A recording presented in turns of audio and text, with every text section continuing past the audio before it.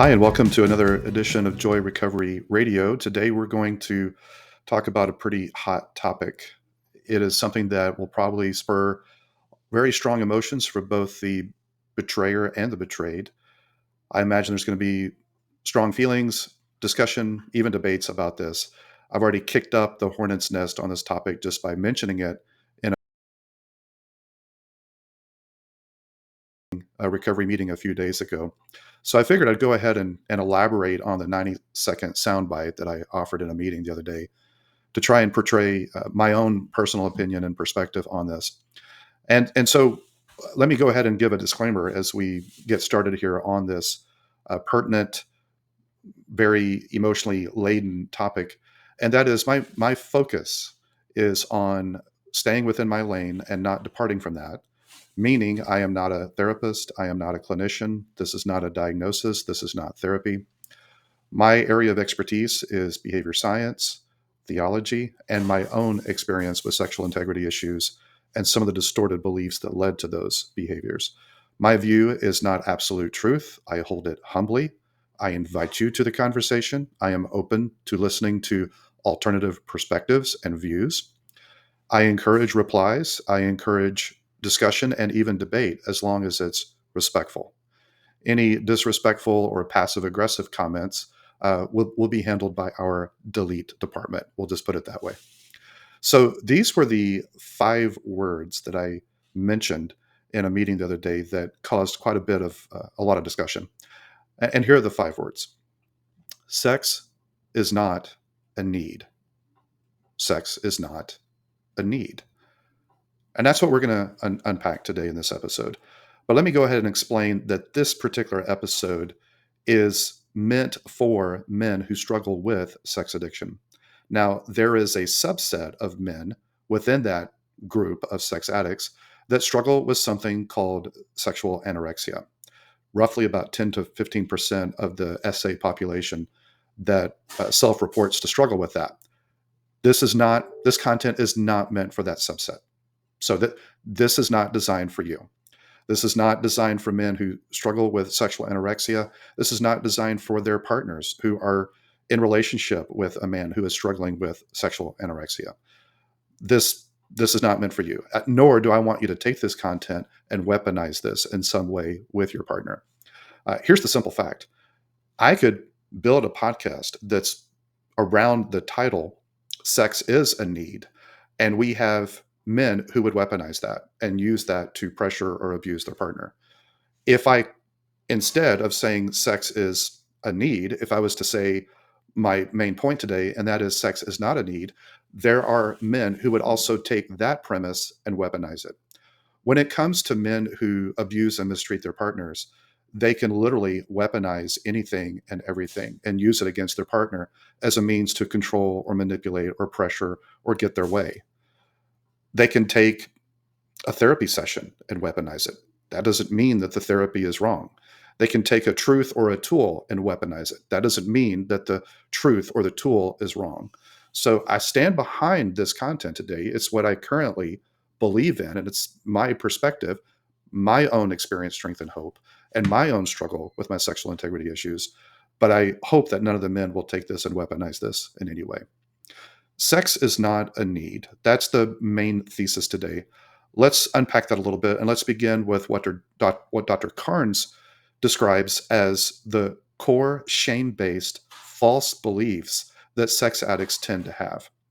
I had them as well in my struggle with sexual integrity issues. And here are some of those false beliefs. Number 1, sex is my greatest need. This is a myth. This is a lie. But this is what a lot of us believed during our sex addiction issues. And that not only is sex my greatest need, but sex is the main vehicle by which I experience love. And so there is this distorted view where sex takes on a meaning that it was never meant to take. And it goes from being a desire or a drive to being a need that completely controls our life. And the main vehicle by which we try to get our other needs met. Dr. Skinner, in his work, looking at over 1,300 sex addicts, found that when it comes to discovery, 90% of sex addicts, in one way or the other, end up blaming their partner for their behavior. What this looks like is this: I have this need for sex. You did not meet that need.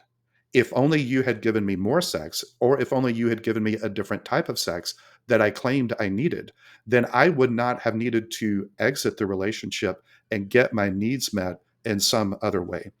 And so, what Dr. Skinner found is 90% of sex addicts not only are subscribing to this thought, this false belief that sex is my greatest need, but they weaponize that belief and blame their partner for their own behavior. If only you had blank, then I wouldn't have needed to do this. But because it's a legitimate need, that entitled me to go and do what I did, and the onus is on you. Understand that when I say that sex is not a need, notice I did not say sexual intimacy. I said sex. Because we sex addicts, by and large, have no idea what sexual intimacy is.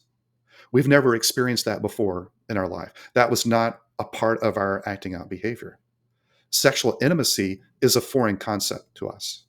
When we were saying that sex was our greatest need, what we were really believing and subscribing to was the thought that getting off was our greatest need. Because when we would get off, or when we would experience climax, here's what would happen. We would have a dopamine rush during the rituals and the behavior that would lead to getting off. But then the actual getting off would flood our body with this cocktail of chemicals. We would experience vasopressin. We would experience epinephrine, norepinephrine, serotonin, adrenaline, all of oxytocin, all of these chemicals that are designed by our creator for an intimate relationship that reinforces the bond that we feel with them. But instead, we experience these chemical sensations for about 90 seconds where we feel warmth and we feel love and we feel secure and we feel connected and we feel this temporary sense of wellness, well-being, peace that these chemicals provide for us, followed very soon by chronic, toxic, overwhelming shame. And that, according to Dr. Carnes, actually perpetuates the acting out cycle. So when a sex addict is believing that sex is his greatest need, what he's really saying, without using these words, is that that chemical cocktail is his greatest need. And that's how he offsets or deals with or regulates any unpleasant emotion or any unpleasant situation. So, in a very real way, sex addiction is not about sex. It is, in many ways, a chemical addiction to that cocktail that provides a little bit of self-soothing for the chronic toxic shame that a sex addict deals with. That's why, for many of us, it's highly recommended that when we start recovery, it's helpful to have somewhere around a 90-day period of abstinence, because we need to renew our mind. We need to rewire our brain. We need to recognize and let go of some of the myths, distorted beliefs, and false beliefs that were leading to our acting out behavior. Part of the problem is the word need. Framing it that way causes some problems for us. First of all, not all needs are equal. If you look at Abraham Maslow and his very popular hierarchy of needs, what he's really talking about is a hierarchy of motivations or drives. And he says that not all of these are equal. The drive to secure security, food, and clothing is foundational. And those are going to take priority over anything else like social needs or existential needs like self-actualization. In other words, what he's saying is you're not going to be motivated to pursue actualization and that need while you're starving and you have no food. Or you're not going to be motivated to meet the need for social needs when a bear is chasing you and you're focused on survival. And basically, what that is telling us is that our needs take precedent over our desires. And I would classify sex as a desire. It's a drive. It's a preference, but it's not a need. I personally believe that the word need is too strong. And for sex addicts, it can lead to a host of potential problems. This thinking that sex is a need is what justified our acting out behavior in the first place. And we need to understand that. It's a dangerous mentality. It comes from what we call man box thinking. Man box thinking is the collective socialization of masculinity, where men begin to believe that sex is their greatest need, that they have a right to get that need met, that women exist to meet that need, and they have entitlement to get that need met. That it's not simply a drive, it's not simply a desire, it's not simply a preference, but it is a need that is inherent in being a man. And we have a right to get that need met. And it can lead to resentment if the person we're in a coupleship with refuses to meet that need the way we define that need. So if sex is something that I must have, if it's a need, and you don't meet it as my partner, then I'm sorry. I have no choice. This is a need, and I'm going to have to go outside of the relationship to get the need met. But this is not just found in our culture.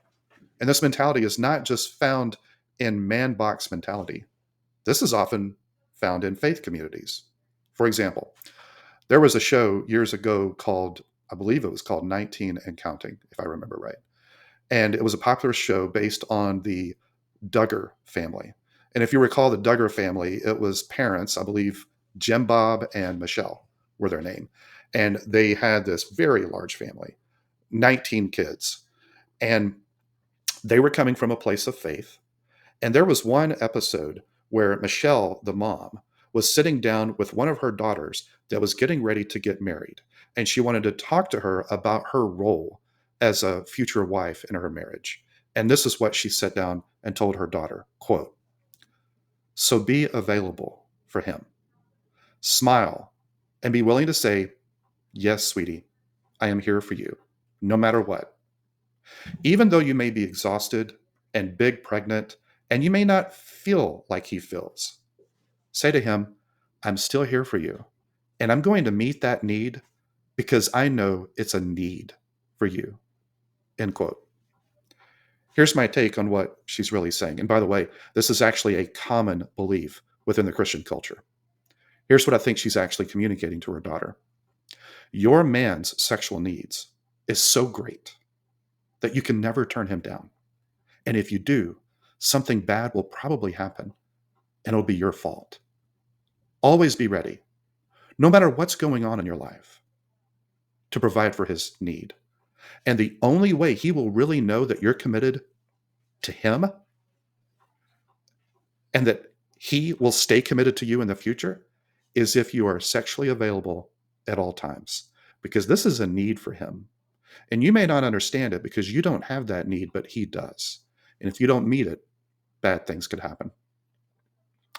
That advice, in my opinion, portrays men as having such a powerful, overwhelming need for sex to such a degree that the lack of it will lead to bad things like porn or infidelity or betrayal and deception. Sex is treated as the only glue that will hold a fragile man in a relationship, and the lack of it will kill the relationship because men can't function without it, because it's a quote, need. It seems that many of us have bought into this equation or formula. Sexual desire equals a need. Therefore, the next formula looks like this. An unmet need equals entitlement. Entitlement for what? Entitlement to go get that need met. I think our troubles for us sex addicts begin exactly like this. We often mislabel a desire as a need. And we expect that need to be fulfilled. And we expect it to be fulfilled exactly how we define it to be fulfilled. And when it's not, we're resentful. And we make demands of others to fulfill our quote needs. And we excuse ourselves when we use manipulation, when we use deception, when we use grooming, when we use secrecy, when we use any means necessary to get our quote need met. When we see it as a need, we are encouraging the false belief that men are pathetic little adolescent boys or kidults boys trapped in men's bodies, boys who can shave, who are weak and incapable of controlling themselves, and they can't live without sex. Now, speaking for me, and many of you sex addicts can probably relate to this. Speaking for me, sex was not just elevated from a drive or a desire that was given by God. It was elevated to a need, but I went even beyond that. It was elevated to a God in my life, a driving force. I treated it as a God. And the reason I say that is because I sacrificed so much to this false God. I sacrificed my time. I sacrificed my career. I sacrificed my relationships. I sacrificed my integrity. I sacrificed my conscience. I sacrificed my money. I sacrificed anything and everything to this higher power in my life. And what did I have to show for it? Just a trail of destruction, a wake of scorched earth as a result. I made it a functional God in my life. Sex is not a need. Sex is not a God. Sex is rather a gift from God that's meant to be enjoyed within the covenant relationship of marriage. That's how he designed it. I need to remember that God created sex. And when he created sex, he said that it was very good. He created the very first man and woman, the very first marriage. He put them in a garden. He put them in an intimate relationship where they had perfect intimacy. They were naked and there was no shame. And he created the beauty of sex. It's not like he created Adam and Eve and went and go ate a sandwich and then came back and he's like, "What the heck are you doing? I never meant for you to do that with that. What are you doing?" No, he created sex. And it was what he called, quote, very good. God created sex. God created the sex drive. All of these are good, godly, and God given, but they are meant to be within the marriage relationship. Just like a fire is meant to be in a fireplace, and when it is put there, it creates warmth, it creates a home environment, it can even sustain life. But when you take the fire out of the fireplace and you light the fire in your kitchen or in your living room, now it can become a force of destruction because we've taken it out of its proper and intended place. That's how it is with sex. Sex was created to be a beautiful gift between a husband and wife that are committed together in a covenant relationship. Sex is not necessary for your life to flourish, for your life to be fulfilled, for your life to be meaningful, for your life to be satisfying. And the reason I say that is because I follow a higher power who lived for 33 years and was fully alive more than any other human has ever been fully alive. He experienced every temptation known to me and other men, and he demonstrated what it looked like to have an abundant life, and he never had sex. In every relationship, I don't care who you are and how healthy you are, there are going to be times and seasons in your relationship where sex is off the table. Perhaps it's because of traveling. Perhaps it's because of medical or health issues. Perhaps it's because of menstrual cycles. There are times within every relationship that sex is not going to be a part of the relationship. Does that mean that the relationship is now doomed because the quote unquote need for sex can't be met during that time period? No, because the fact is there are multiple kinds of intimacy, and sex is just one of those. There is emotional intimacy. There's proximal intimacy, or what you might call physical, non-sexual intimacy. There's intellectual intimacy. There's recreational intimacy. There's spiritual intimacy, and there's sexual intimacy. And that need that we have from our Creator for connection, our social needs and our intimate needs, our connecting needs, can all be met by the other 5 types of intimacy. And you can flourish and you can be happy and you can have an abundant life. Sex is a gift that was given by our Creator that is beautiful and is intended within the marriage relationship. The specific population that I'm addressing with this episode are sex addicts like me, roughly 80 to 90% of sex addicts who struggled with these same false beliefs and this same process of taking a desire and a drive that's given by our Creator and elevating it to a need, and even elevating it to our greatest need, and elevating it to the only vehicle by which we can experience love, and get our needs met, and elevated it to a God in our life that was our higher power and drove our very existence. Let me end with this. If you can't imagine being happy without sex, you will never be happy, no matter how much sex you have. Sex is not a God. Sex is not your most important need. Sex is a gift. Sex is a desire. Sex is a drive. Sex is a form of intimacy that can bring fulfillment and meaning and beauty into our lives, but it is not the end all be all.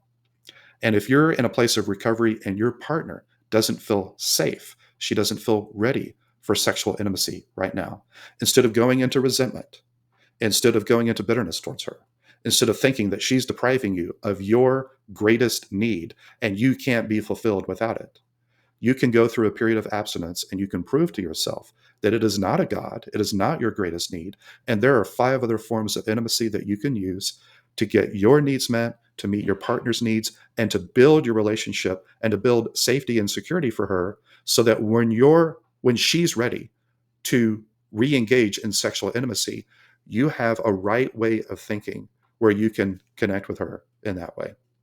So I welcome comments. I welcome different perspectives as long as it's respectful. Otherwise, we'll have our delete department take care of that. Thanks for joining us on this episode, and we'll see you next time.